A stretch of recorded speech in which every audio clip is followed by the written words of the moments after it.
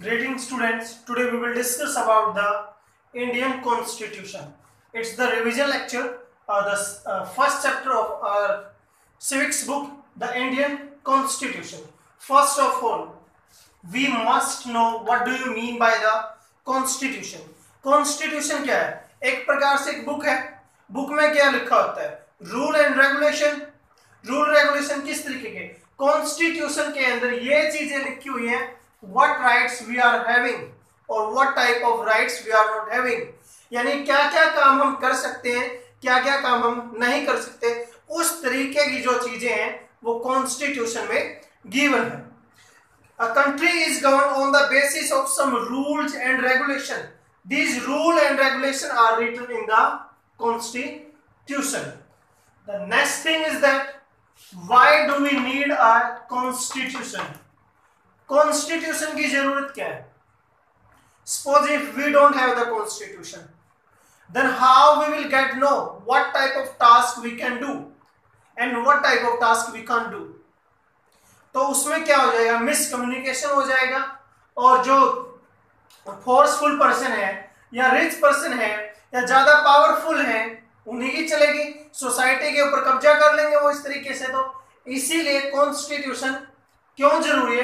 क्योंकि कॉन्स्टिट्यूशन लोगों को यह बताता है कि उन्हें किस तरीके के राइट्स मिले हुए हैं और किस तरीके के राइट्स नहीं मिले थे. अगर किसी का एक्सप्लॉयटेशन हो जाता है, शोषण हो जाता है, तो वो फिर क्या करेगा? कॉन्स्टिट्यूशन के थ्रू जाके उसको वापस ले लेगा. मोस्ट ऑफ द टाइम्स हम ये बोलते हैं ये तो कॉन्स्टिट्यूशन में भी नहीं लिखा हुआ जो तुमने कर दिया, या ये तो कॉन्स्टिट्यूशन में भी लिखा हुआ है कि 8 घंटे से ज्यादा काम कोई भी लेबर करेगा नहीं, यानी ये तो मिनिमम वेज है, इतना तो आपको देना ही पड़ेगा. वो सारी की सारी चीजें कहाँ लिखी हुई? कॉन्स्टिट्यूशन में. You can't abuse to anyone because we don't have any right. ये सारी की सारी चीजें मेंशन कहाँ है? कॉन्स्टिट्यूशन में. इसीलिए लोगों के बीच में कॉन्फ्लिक्ट न हो उन चीजों को रिमूव करने के लिए, यानी क्लियर कट चीज ये है कि कॉन्फ्लिक्ट न हो, इसीलिए हमें किस चीज की जरूरत है? कॉन्स्टिट्यूशन की जरूरत है. उसके बाद हम ये भी बोल सकते हैं the citizen of a country tells its citizen that kinds of society is living, यानी कॉन्स्टिट्यूशन ही बताएगा ये भी हमें कि हम किस तरीके की सोसाइटी में रह रहे हैं. कि वहां पे डिक्टेटर तो नहीं. डिक्टेटर मतलब कोई भी इंडिविजुअल और ग्रुप ऑफ इंडिविजुअल जिसने पूरी सोसाइटी के ऊपर कंट्रोल कर लिया है, वहां के रिसोर्सेज के ऊपर कंट्रोल कर लिया है और उन चीजों को यूटिलाइज कर रहा है. एग्जाम्पल नॉर्थ कोरिया आपके सामने, उससे पहले पाकिस्तान में परवेज मुशर्रफ रहे हैं, और हिटलर दुनिया में एक डिक्टेटर थे, मुसोलिनी थे. तो वो क्या है? वो टाइप्स ऑफ कॉन्स्टिट्यूशन या गवर्नमेंट आपने कहां दिए? कॉन्स्टिट्यूशन के अंदर दिए. दूसरा एग्जाम्पल क्या हो सकता है कि डेमोक्रेसी. इंडिया उसका सबसे बड़ा एग्जाम्पल है, और मोस्ट ऑफ द जो एशियन कंट्रीज हैं सभी के अंदर हमें डेमोक्रेसी मिलती है. उसके बाद जो है तीसरा मोनार्की गवर्नमेंट हो सकती है. ये डिस्कस हम हिस्ट्री के अंदर भी करेंगे. India's constitution. इंडियाज कॉन्स्टिट्यूशन के बारे में क्या पढ़ते हैं? 9 और 11 जो नवंबर है, फर्स्ट और सेकंड मीटिंग कंडक्ट हुई थी 1946 में. कॉन्स्टिट्यूएंट असेंबली बनाई गई 1946 में. कॉन्स्टिट्यूएंट असेंबली का टेम्परेरी हेड डॉक्टर सच्चिदानंद सिन्हा को बनाया. मीटिंग होल्ड की 9 नवंबर को. सेकंड मीटिंग में परमानेंट हेड मिल गया डॉक्टर राजेंद्र प्रसाद. 389 टोटल इसके मेंबर रहे. हरियाणा से चौधरी रणबीर सिंह हुड्डा भी थे. इस तरीके से जो है इंडिया का कॉन्स्टिट्यूशन बना है. 2 year 11 month 18 days 4 hour. 2 वर्ष 11 महीने 18 दिन और 4 घंटे का टाइम लग के हमारा कॉन्स्टिट्यूशन बना है. 26 नवंबर को, यानी जो इंडिया का कॉन्स्टिट्यूशन है वो 26 नवंबर 1949 को बनकर तैयार हो गया. 26 जैन 1950 को इंप्लीमेंट हो गया. अब क्वेश्चन यहाँ पे ये उठता है कि इतना हमने इंतजार क्यों किया 2 महीने का? उससे पहले ही उसको लागू क्यों नहीं करवाया? क्योंकि पहली बार हमने जो इंडिपेंडेंट का सेलिब्रेशन या रिपब्लिक कंट्री का सेलिब्रेशन जो है 36 जैन को ही किया था on the bank of Ravi river in 1929 Congress session. इसीलिए उसको मेमोरेबल बनाने के लिए उसकी याद में हमने जो है कॉन्स्टिट्यूशन को जो है 26 जैन को इम्प्लीमेंट हमने किया है। नेक्स्ट है प्रिम्बल। प्रिम्बल क्या है? वैसे बोलते हैं ना मोस्ट ऑफ द टाइम के जितने भी पार्लियामेंट में डिबेट होती हैं कि ये तो प्रिम्बल में लिखा हुआ है, इसको तो हम चेंज ही नहीं कर सकते, यानी ये सारी चीजें तो हम चेंज नहीं कर सकते। प्रिम्बल स्टार्ट करता है इंडिया के कॉन्स्टिट्यूशन को, यानी जो इंडिया का कॉन्स्टिट्यूशन है किसके साथ स्टार्ट होता है? प्रिम्बल के साथ। एक प्रकार से इंट्रोडक्शन जो है इसको बोला गया है।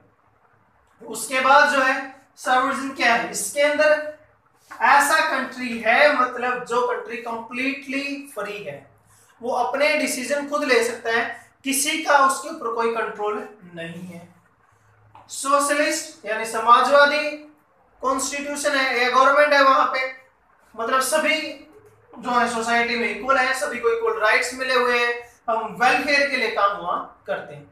सेक्युलर कंट्री का कोई भी अपना रिलीजन नहीं है, सभी फ्री है वहां पे, मतलब जिसकी जो मर्जी उस रिलीजन को अडॉप्ट कर लेता है। इसका बहुत बार जो है मिस यूज भी किया गया और मोस्ट ऑफ द टाइम ये अप्रोप्रिएट है, तभी तो इसको इम्प्लीमेंट किया गया। छोटा सा एग्जांपल मैं दे देता हूँ।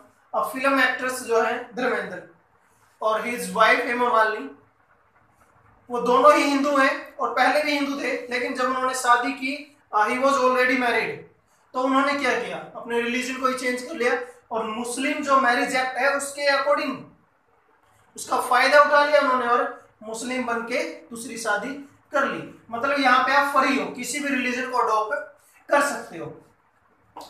डेमोक्रेटिक गवर्नमेंट, डेमोक्रेटिक गवर्नमेंट को राइट टू वोट से हम रिलेट कर सकते हैं, यूनिवर्सल अडल्ट फ्रेंचाइजी से इसको रिलेट कर सकते हैं। यानी individual have the right to vote whose age is 18 और अबव 18, 18 या उससे ऊपर का जो भी व्यक्ति है उसको वोट का अधिकार है। वो अपने रिप्रेजेंटेटिव को इलेक्ट करेगा और फिर वो रिप्रेजेंटेटिव इलेक्टिव रिप्रेजेंटेटिव गवर्नमेंट को फॉर्म करेंगे, वो डेमोक्रेटिक गवर्नमेंट आपकी हो जाएगी। रिपब्लिक यानी जो हेड ऑफ द स्टेट है वो इलेक्टेड है and the head of the state of India is the president and in the state is the governor, और वो इलेक्टेड है अनडाउटली। इक्वलिटी, सोसाइटी में जो है गैप को कम करने के लिए इक्वलिटी दी गई है कॉन्स्टिट्यूशन के अंदर। In front of the law the everyone is equal, अगर कोई भी क्राइम किया है, एक रिच एक पुअर दोनों को सेम पनिशमेंट वहां मिलेगी। On the behalf of same qualification you will got the same designation और same post. Liberty, you are free to move anywhere in the country and you are free to express your views, यानी बिल्कुल free हो आप। Fraternity, religion अलग है, languages अलग है, culture अलग है, उसको बढ़ावा देने के लिए जो है फ्रेटर्निटी को भी कॉन्स्टिट्यूशन में जगह दी गई। The key features of the Indian constitution, की फीचर्स मेनली फेडरलिज्म। फेडरलिज्म क्या है? When the government is divided into more than one type, यानी जो पावर है वो एक जगह स्टेबल नहीं है, एक से अधिक जगह पर या मोर देन वन लेवल पे गवर्नमेंट को क्या किया गया है? शेयर किया गया है। अब तीन मैंने यहां बना दी है, पहली सेंट्रल गवर्नमेंट है, दूसरी स्टेट गवर्नमेंट है, तीसरी रूरल गवर्नमेंट है। सेंट्रल भारत सरकार, राज्य सरकार और ग्राम पंचायत, यानी अलग अलग व्यक्तियों के पास अलग अलग पावर है। सेपरेशन ऑफ पावर में भी यही आ जाएगा, या फिर वहां पे हम क्या करेंगे? लेजिस्लेचर, एग्जीक्यूटिव और जुडिशरी। और उसके बाद हमने लिखा fundamental rights, we are having the 6 fundamental rights, earlier there were 7, जो 7th राइट टू प्रॉपर्टी उसको जो है बाद में रिमूव कर दिया, क्योंकि उसका रीजन ये था the government want the welfare, और कंस्ट्रक्शन से रिलेटेड बहुत सारे काम करने थे, रेलवे ट्रैक निकालने थे, but people government needs the land, और लैंड देने से लोगों ने मना कर दिया because they were having at that time right to property. तो मजबूरी में गवर्नमेंट को राइट टू प्रॉपर्टी वापस से लेना पड़ा। And the duties also we have the duties whenever we listen about the national song, then we have to stay there and we have to get the position. और most जैसे कि national bird है उसको respect करना, national flag को respect करना, इस तरीके से हमें 11-12 जो है नेशनल फंडामेंटल ड्यूटीज भी जो है गिवन है. Students, it was all over this lecture. Hope so you are understood. Thank you. Have a nice day.